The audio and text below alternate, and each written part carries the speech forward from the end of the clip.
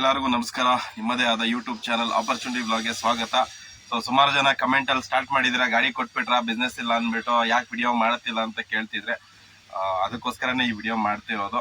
ಗಾಡಿ ಕೊಟ್ಟಿಲ್ಲ ಗುರು, ಗಾಡಿ ಒಳಗೆ ಕೂತ್ಕೊಂಡಿದ್ದೀನಿ ನೋಡಿ, ಸ್ವಲ್ಪ ಹುಷಾರಿಲ್ಲ ಸರಿನಾ, ಆ ಕಾರಣ. ಮತ್ತೆ ಜೊತೆಗೆ ಹೇಳ್ಬೇಕಂದ್ರೆ ನಮ್ಮ ಮನೆ ಪೇಂಟಿಂಗ್ ಮಾಡಿಸ್ತಿದೆ, ಸ್ವಲ್ಪ ಪರ್ಸನಲ್ ಕೆಲಸಗಳು, ಹಾಗಾಗಿ ಸ್ವಲ್ಪ ವಿಡಿಯೋ ಮಾಡಕ್ ಆಗ್ತಿರ್ಲಿಲ್ಲ. ಅದು ಬಿಟ್ರೆ ಗಾಡಿ ಕೊಡೋವಂಥದ್ದು ಏನಿಲ್ಲ. ಸೊ ನೋಡಿ, ನೀವು ಗಾಡಿ ನೋಡಿ, ಇಲ್ಲೇ ಇದೆ. ಸೊ ಇಲ್ಲೇ ಇದೆ ಗಾಡಿ, ಎಲ್ಲೂ ಯಾರಿಗೂ ಸೇಲ್ ಮಾಡಿಲ್ಲ. ನೀವು ನೋಡ್ಬೋದು, ಒಂದು 10-12 ದಿನದಿಂದ ಗಾಡಿ ಫುಲ್ ವಾಷಿಂಗ್ ಕೂಡ ಮಾಡಿಲ್ಲ, ಫುಲ್ ಗಲೀಜೆ ಆಗ್ಬಿಟ್ಟಿದೆ.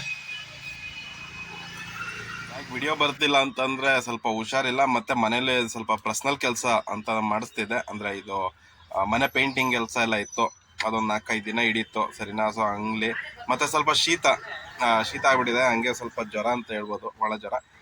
ಹಂಗಾಗಿ ಸ್ವಲ್ಪ ಮುಖ ಎಲ್ಲ ಊದಿದೆ, ನೋಡ್ಬೋದು. ಸೊ ಇವಾಗ ಕೂಡ ಮಾತಾಡಕ್ ಆಗ್ತಿಲ್ಲ.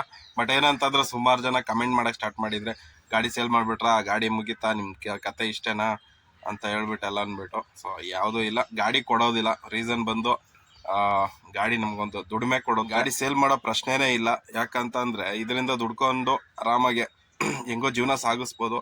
ಮತ್ತೆ ಹೇಳ್ಬೇಕು ಅಂದ್ರೆ ಇನ್ನೊಬ್ಬನ ಹತ್ರ ಕೆಲ್ಸಕ್ಕೆ ಹೋದ್ರೆ ಎಷ್ಟು ದಿನ ಇಟ್ಕೊಂತಾನೆ ಅಷ್ಟು ದಿನ ಅಲ್ಲಿ ಕೆಲಸ ಮಾಡ್ಬೇಕು, ಮತ್ತೆ ಹೋಗೋ ಅಂತಂದ್ರೆ ಹೋಯ್ತಾ ಇರ್ಬೇಕು ಅಲ್ವಾ. ಸೊ ಇದ್ರಲ್ಲಿ ಬಂದ್ಬಿಟ್ಟು ಇದು ನನ್ನ ಸ್ವಂತ ದುಡಿಮೆ, ನಾನು ಎಷ್ಟೊತ್ತು ಇದಕ್ಕೆ ಟೈಮ್ ಕೊಡ್ತೀನಿ ಅಷ್ಟು ನಾನು ದುಡಿಮೆ ಮಾಡ್ತೀನಿ. ಸೊ ಹಂಗಾಗಿ ಗಾಡಿ ಕೊಡೋವಂಥ ಪ್ರಶ್ನೆ ಅಂತೂ ಇಲ್ವೇ ಇಲ್ಲ.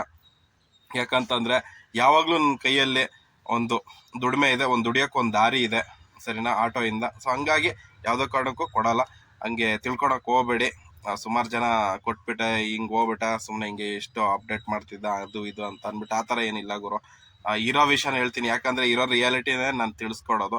ಅದು ಬಿಟ್ಟು ಸುಳ್ಳು ಹೇಳಿ ಮತ್ತೆ ಊಹಿಸ್ಕೊಂಡು ಏನೋ ನನ್ನ ವ್ಯೂಸ್ ಬರಬೇಕು ಮತ್ತೆ ಯಾಮಾರಿಸ್ಬೇಕು ಅಥವಾ ನಿಮ್ಮಿಂದ ಯಾವುದೋ ಬೆನಿಫಿಟ್ ತಗೋಬೇಕು ಅನ್ನೋ ರೀಸನ್ನಿಂದ ನಾನು ಯಾವುದೇ ಕಾರಣಕ್ಕೂ ವಿಡಿಯೋ ಮಾಡೋದಿಲ್ಲ.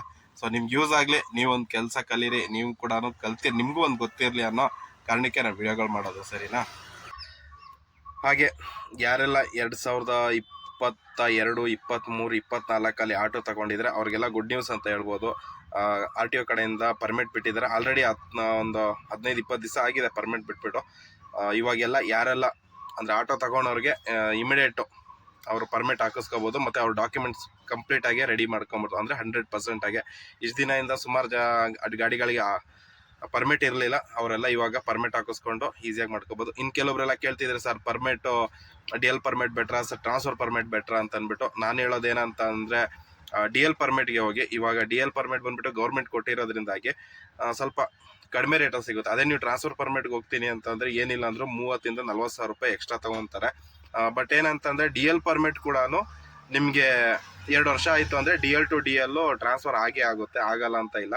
ಇನ್ನು ಟ್ರಾನ್ಸ್ಫರ್ ಪರ್ಮಿಟ್ ಏನಪ್ಪ ಯೂಸ್ ಅಂತಂದರೆ, ಒಂದು ವರ್ಷದಲ್ಲಿ ಮಾರ್ತೀನಿ ಅಥವಾ ಒಂದು 3 ತಿಂಗಳು 6 ತಿಂಗಳಲ್ಲಿ ಗಾಡಿನ ಮಾರ್ಬಿಡ್ತೀನಿ ಅಂತ ಅಂದರೆ ಅಂಥವ್ರು ಬಂದುಬಿಟ್ಟು ನೀವು ಟ್ರಾನ್ಸ್ಫರ್ ಪರ್ಮಿಟ್ ತಗೊಳ್ಳಿ. ಇಲ್ಲ ಅಂತಂದರೆ DL ಪರ್ಮಿಟಲ್ಲಿ ತುಂಬ ಬೆನಿಫಿಟ್ ಇದೆ. ಸೊ ಯಾರೆಲ್ಲ ನಿಮಗೆ ನೀವು ಯಾರ ಹತ್ರ ಗಾಡಿ ತಗೊಂಡಿದ್ದೀರಾ, ಯಾರು ಕೊಡ್ಸಿದ್ದಾರೆ ಅವ್ರ ಹತ್ರ ವಿಚಾರಿಸಿ, ಸೊ ಪರ್ಮಿಟ್ ಹಾಕ್ಕೊಡಿ ನಮ್ಮ ಗಾಡಿಗಳಿಗೆ ಅಂತ ಅಂದ್ಬಿಟ್ಟು. ಮತ್ತು ಲಿಮಿಟೆಡ್ ಇದೆ ಪರ್ಮಿಟ್ ಕೂಡ, 20,000-22,000 ಸಾವಿರ ಪರ್ಮಿಟ್ ಬಿಟ್ಟಿದ್ದಾರಂತೆ. ಹಾಗಾಗಿ ಆದಷ್ಟು ಬೇಗ ನಿಮ್ಮ ಗಾಡಿಗಳಿಗೆ ಹಾಕ್ಕೊಳ್ಳಿ. ಇಲ್ಲ ಅಂತಂದರೆ ಮತ್ತೆ ಒಂದೂವರೆ ವರ್ಷ ಮತ್ತೆ ವೆಯ್ಟ್ ಮಾಡಬೇಕಾಗುತ್ತೆ. ಸ್ವಲ್ಪ ಕಳೆದ 2 ವರ್ಷ ಆಯಿತು, ಆಲ್ಮೋಸ್ಟ್ 2 ವರ್ಷ ಆಗಕ್ಕೆ ಬಂತು ಪರ್ಮಿಟ್ ಕೊಟ್ಟು, ಮತ್ತು ಇವಾಗ ಪರ್ಮಿಟ್ ಕೊಟ್ಟಿರೋದು. ಹಾಗಾಗಿ ಸೊ ಆದಷ್ಟು ಬೇಗ ಗಾಡಿಗಳು ಯಾರಾದರೂ ತಗೊಂಡಿದ್ರೆ, ನಿಮ್ಮ ಗಾಡಿಗಳು ಪರ್ಮಿಟ್ ಇಲ್ಲ ಅಂತಂದರೆ ಪರ್ಮಿಟ್ ಮಾಡಿಸ್ಕೊಳ್ಳಿ, ಪರ್ಮಿಟ್ ಹಾಕಿಸ್ಕೊಳ್ಳಿ. ಅದರಿಂದ ನಿಮಗೂ ಕೂಡ ಯೂಸ್ ಇದೆ. ಮತ್ತು ಲೇಟ್ ಆಗಿಬಿಡ್ತು, ಖಾಲಿ ಆಗೋಯ್ತು ಅಂತಂದರೆ ಕಷ್ಟ ಆಗುತ್ತೆ. ಇಲ್ಲಿಗೆ ಈ ವಿಡಿಯೋನ ಮುಗಿಸ್ತಾ ಇದ್ದೀನಿ. ಸೊ ಮತ್ತೆ ಇನ್ನೊಂದು ವಿಡಿಯೋದಲ್ಲಿ ಸಿಗ್ತೀನಿ. ಅಲ್ಲಿವರೆಗೂ ಟೇಕ್ ಕೇರ್, ಬಾಯ್, ನಮಸ್ಕಾರ.